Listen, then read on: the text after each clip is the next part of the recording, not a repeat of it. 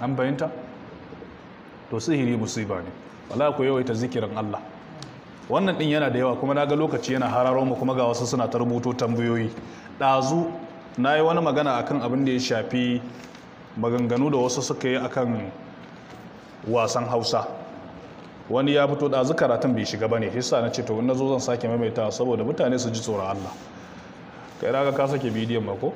da wani bayani na ce to ni dai naga ana ta rubutu ana cewa ne ya ce kaza na ce ni dai bazan ce kuma ba sai na ji bayanin da kunne na to ina ciki zaune kawai sai na ga bayanin wai bai kamata a rika gina islamiyu yanzu ba a rika gina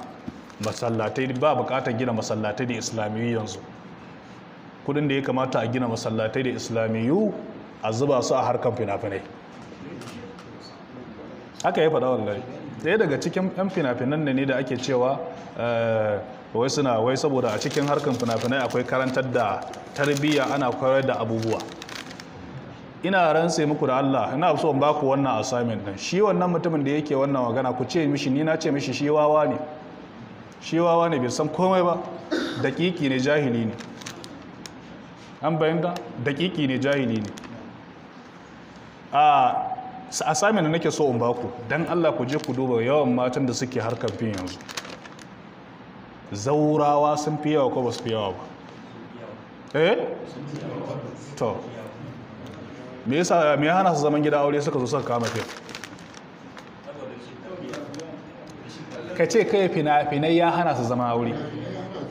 kuma duk macen da ta kama harkan ko ta yi aure in budurwa ne sai ta fito haka ne sannan ka zo ka ce mana kana karanta da tarbiyya saboda kai ɗan iska ne Allah ya shiryar da kai an bayanta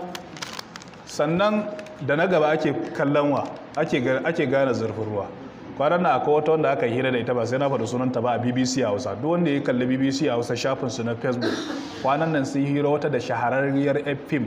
wacce ba ta fim ɗin yanzu amma a bayan ta bari in kuka kalli fuskanta ta sufa sosai mala ta kole ta mole alamun sufa duk ya bayyana a fuskanta amma fa wa'inda suka yi harkan fim ɗin a da har yanzu suna nan suna cin gashinsu mazan kenan yake san basa cewa ke rayuwar ki ragagga ce ga wayanda suka yi harkar fin da su sun tsufa sannan sun ɗebo ku yara za su ƙara ƙarasar da ƙuruciyanku saboda ku wawaye ne kun je kun mayar da kanku saboda kuna neman abin duniya sannan irin wannan harkar lesbian bai yawa ba sai da harkar fina-finan nan suka fullo harkar wannan maɗugo kenan ko haka nan harkar luwadi haka nan harkar zinace-zinace duka bai mamaye arewa ba sai da fina-finai suka yi yawa haka za a ga su fito su yi ta tona-tona asiri wacce ta ce wacce ta neme ta a harkar les wannan ya neme ta a kwanaki fa har aure wasu suka yi aure mai suka yi wai auren mutu'a yar fin ne da ɗan fim suka yi ta tona ma kansu asiri ba a san lokacin da suka yi auren ba amma bayan ta fashe ta ce ya mata ciki ko menene haka dai abu something like that dan kai in baka san wannan ba mun mahaukata ne zaka zo gaya mana cewa wai gwara a kwashe kudi a zuba a fina-finai saboda mutane duniya ta zo ƙarshe an maida addini kun ga yadda suke kallon addini yanzu wanda zai faɗi wannan magana kana sa ran ya ciro rabi ya ba ma addini ma addinin aikin kana sa ran a nemi taimako a masallaci ya bayar kana sa ran a nemi taimakon buɗe makarantu na islamiyya cewa ya fa duk kuɗin da za su harkar islamiyya a gina a sa shi a harkar industry masu ya fi mahimmanci wallahi wannan kalman kusan ridda ce in bai sani ba kusan ridda ce nan muka karanta da ku cikin littafin alkabaira kusan ridda ce amma magana ku ce wai tarbiya kuke koyarwa kai ka zo kana irin wannan maganan ka ce wai kaza wa ya mutu ya tashi ai kaza tarbiya kuke koyarwa duk ba mu san bala'i ba sai da ku fito da wannan harkar taku ta fina-finai duk gashi nan mata sun kasa zaman gidan aure kwanan nan wani sai da ya fito ya magana akan mata shi da ta gudu daga gidan aure ta koma harkar fim ya zo yana wannan na ga bidiyon yana cewa wallahi mata shi ce wa ya mutu ya tashi yana cewa tunda ta shiga har ta bi harkar fim shikenan ta rabu da shi ta samu shiga shikenan ga sunan suna nan suna harkan da mata ta shahara an haska ta a duniya an ganta sai bulum sai ku daina ganinta ina take ta zama karuwan babban wani dan siyasa matsayin da suke da su a ƙasar nan ko malamai ba su da shi. Da za ka je ka taɓa ɗayansu ka ce za ka yi rigima da ita ka ga manyan mutanen da za su taso maka, za ka sha mamaki wallahi, manyan mutanen da za su taso maka a kansu ɗin. da saboda haka mun san ku kar ta san kar abin nan da kake ko ka ji tsoron Allah ko kuma maka addu'an tsiya cewa billahi lazi. Haka ku gaya mishi ya san kanshi, ba sai mun faɗi sunan shi ba, ya san kanshi, ya san kuma da shi muke yi. Harka addini ba harkan wasa bane. Hal hadisi ne annabi ya ce ahabbul biladi ila Allah masajidu, mafi soyuwan wato ainihin wuri a wajen Allah shine masallacin gari. wa abgadul biladi ila Allah aswaquha, mafi kyaman gari